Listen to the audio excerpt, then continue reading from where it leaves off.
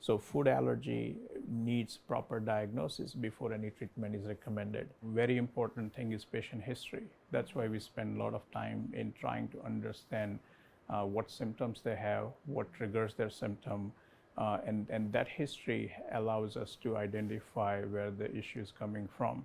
We decide what testing they need, either skin test, blood test, or both, based on the history. Now, there are some patients who have been told they're allergic to food because their blood test or skin test for that food is positive.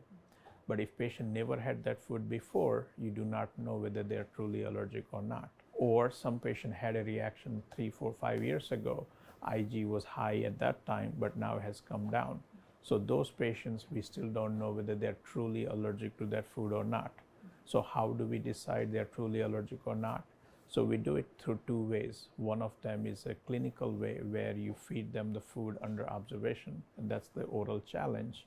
Or we do it in the lab called BAT, or basophil activation test, where you take their cells and you stimulate the cells with the food in question and see how cells get activated. Once we put all the data together, history and test results, then we said, okay, what needs to be avoided, what can be introduced under observation. That's the challenge, especially for food allergy. And if something that cannot be avoided, or even with avoidance they keep having symptoms, then we go for long-term resolution in the form of desensitization.